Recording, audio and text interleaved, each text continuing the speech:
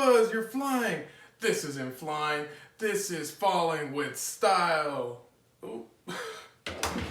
Wow, that's embarrassing. How's it going, guys? It's Camden on another episode of Spirit and Ears, where I'm the spirit and Scarlett, she's not here, but she's the ears. So we've been thinking a lot about just everything that's been going on and people not being able to get out of the house really due to the coronavirus, and thinking of new ways to come up with content and entertainment to keep you guys entertained without being able to go to the Disneyland parks, obviously. And one idea that we came up with was, why not go through the history of the different lands inside of the Disneyland park and give you an overview of different rides and attractions that might have come, might have gone, maybe got a new location, maybe got a little bit of a facelift, and just give you guys some knowledge and information that hopefully you didn't know before you got to this video. So if you're looking at me, you can see that I got my It's a Small World Spirit jersey on, and if you know the park, hopefully you know that means we're gonna start off in Fantasyland. Let's get into it. When Disneyland opened its gates on July 17th, 1955, Fantasyland was one of several themed lands that started as you walked through Sleeping Beauty's castle. Now, Sleeping Beauty's castle hasn't always been as we've seen it today. At the park's grand opening, the drawbridge lowered, allowing guests to travel into Fantasyland, but this castle was nothing more than a spectacle to marvel at, as this was not an attraction on opening day. It wasn't until 1957 when the guests could enter into the castle's interior and see some of the pictures we have depicted in front of you. Today, Sleeping Beauty's castle is one of the more popular leisurely attractions in the park, in addition to being the home of one of the most magical fireworks spectaculars in the world. Once inside the drawbridge of Sleeping Beauty's castle, guests of the park would be funneled into King Arthur's Carousel. Despite being a very classic attraction, King Arthur's Carousel underwent major renovations in 1982, relocating where the old Alice in Wonderland Teacups ride used to be, while also repainting all the horses white due to popularity. One thing that I found interesting is this is one of the only carousels in the world where each of the horses jump up and down, as opposed to having several that do while the others stay stagnant. You can also go down Main Street to City Hall to find out each of the horses' names and find out which horse you rode that day. As we leave King Arthur's Carousel, you can turn to your right and find one of the longest lines in Fantasyland today. You guessed it, Peter Pan's Flight. Although this ride has remained a Fantasyland staple since the grand opening in 1955, this is also one of the first ride guests had to complain about, as they realized that their favorite character was not featured in the ride.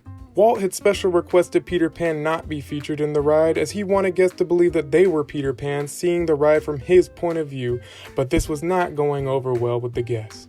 During the 1982 renovation of Fantasyland, Walt decided to right his wrongs and add the coveted character to the ride, to the pleasure of many loyal Disney fans. Another ride that opened up missing its main character was Snow White's Scary Adventure, who also added its main character during the 1982 renovation of Fantasyland. Although Snow White is currently getting a facelift at the Disneyland theme park, this is one of my personal favorite attractions in Fantasyland. From the evil queen opening her curtains to look down from above, to the magic wishing apple that cues the evil witch's creepy cackle, this ride will not disappoint. As we make our way further into Fantasyland, we find ourselves walking into Mickey Mouse Club Theater, which is very similar to Main Street Theater in Disneyland today, showing a variety of Mickey Mouse shorts. This attraction changed names to Fantasyland Theater in 1964 and actually became a live interactive learning experience called Fun with Music in the mid-1970s. Before becoming Pinocchio's daring journey during the 1982 renovation of Fantasyland, this theater became the first in Disney park history to have a 3D show called 3D Jamboree. One of the biggest failures of the Disneyland grand opening was an attraction called Mickey Mouse Circus Club. This circus-style show featured members of the Mickey Mouse Club, live animals, and Bobo the Disneyland Clown, and none of these were successful. Animals escaped down Main Street while llamas were known to spit on guests, and I don't know about you guys, but I paid too much for this spirit jersey to get some llama spit on it. This attraction lasted about 6 weeks before being shut down, while the tent was repurposed for Holidayland, which we'll talk about more when we get to New Orleans Square. Mickey Mouse Circus Club was located where the Matterhorn is located today, so if you're a Matterhorn fan, thank goodness this attraction wasn't very popular, or who knows if we'd have that ride today. Speaking of attractions that no longer exist today, the Skyway to Tomorrowland is one attraction I'll sorely miss. Closing down in 1994, this aerial lift attraction took you from the west side of Fantasyland into Tomorrowland while... Am I reading that right? Passing through the Matterhorn? Yes, folks, you heard me correctly. You got to pass through the Matterhorn. Okay, wait.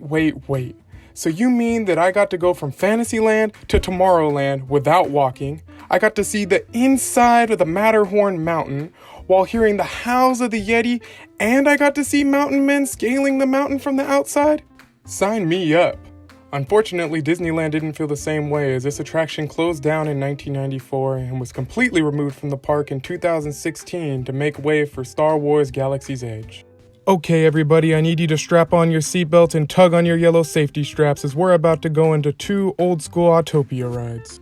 In 1956, Junior Autopia opened for young children wanting to ride classic Tomorrowland Autopia while adding guide rails to help young drivers safely stay the course. Midget Autopia followed quickly after in 1957 due to increasing popularity of Autopia rides. Junior Autopia quickly was renamed Fantasyland Autopia in 1958 before quickly being reknown as Rescue Ranger Raceway during the early 1990s when rethemed after Chip 'n Dale's Rescue Ranger TV series.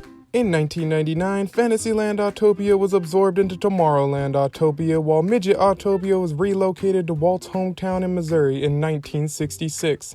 The location left behind by Midget Autopia leads us to our next attraction and one of my personal favorites, It's a Small World. After being one of Walt Disney's hit attractions at the 1964 World's Fair, the happiest cruise to sail around the world came to Disneyland in 1966. When the new attraction arrived at Disneyland, it expanded to include the North Pole and South Pacific while also expanding the countries of Europe. But the biggest change to the attraction in its move to California was its exterior. The exterior presentation at the World's Fair was destroyed as Imagineer Raleigh Crump, who created the original Tower of Four Winds exterior, teamed up with another Imagineer named Mary Blair to create the unforgettable exterior we see today. This artistic masterpiece highlights a smiling clock and marching parade of dolls that goes off every 15 minutes. Although color schemes and characters inside of the ride may have changed over the years, the classic attraction's signature tune still captures every young and old guest's hearts when they hear it, and I don't see that changing anytime soon.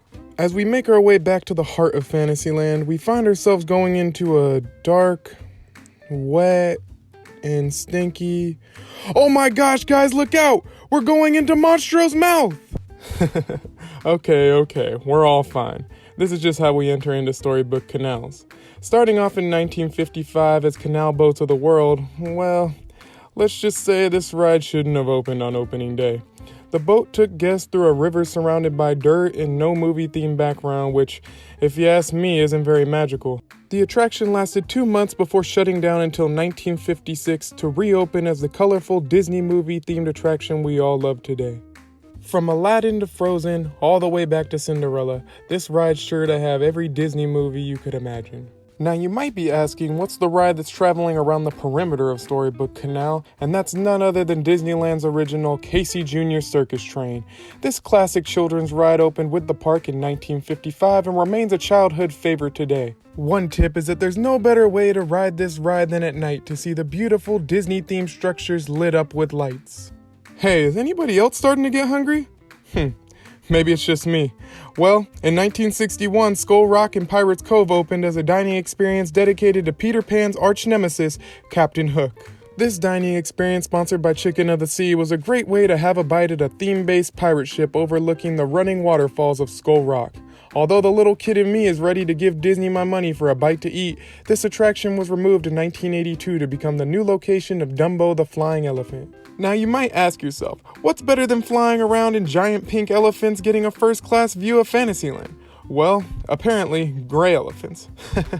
This ride was not in action on opening day due to Walt's last-minute request to repaint the pink elephants gray to not get any people wanting an alcoholic beverage at a dry theme park. Regardless, this remains a classic Fantasyland attraction even after replacing Skull Rock during the 1982 renovation of Fantasyland. I don't know if I'm just talking too much or if it's thinking about our next ride, but something really has my head spinning. The Mad Tea Party teacups are up next. Opening with the park in 1955, there's no better way to let your hair down than on this Alice in Wonderland themed attraction. Other than maybe a new paint job, this ride has more or less stayed the same since the grand opening despite relocating in 1982 next to the other Alice in Wonderland theme ride.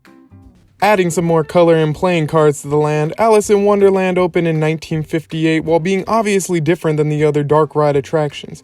This ride went outside! Like riding in a giant caterpillar wasn't unique enough. This ride has expanded a bit from its grand opening as we now re-enter the indoors of this ride before ultimately unloading and exiting, but this ride has always been a fan favorite. Now I heard someone asking, is there going to be any real boys on any of these rides? And I'm happy to say, we do. On Pinocchio's daring journey, we follow the old story of a puppet learning right from wrong by following his conscience on his way to becoming a real boy. This ride replaced Fantasy Theater during the 1982 renovation of Fantasyland and has become one of the most classic attractions ever since. Whew, is it just me? Or is it getting hot in here? Oh wait, that's our last attraction turning up the heat, Mr. Toad's Wild Ride. I guess we really did save the best for last. Okay, well maybe at least for the daring young teenager who wants to get a little more edgy than a talking puppet. Mr. Toad's Wild Ride is another classic opening day attraction that ultimately ends with Mr. Toad dying and going to hell before we unload and exit the ride, but boy oh boy do we love it. Children of all ages ride this classic dark ride attraction, and I honestly can't imagine skipping this ride on my way through Fantasyland. That's all the time that we have here, guys. Hopefully you found that video interesting and found out something new about Fantasyland you didn't know before tuning into the video. Go ahead and hit the subscribe button below. Leave a like, a comment, whatever you feel inclined to do. But hopefully you guys enjoyed, and this is another episode of Spirit and Ears where I'm Camden and I'm the Spirit, and Scarlett, she's not here, but she's the Ears. See you guys soon.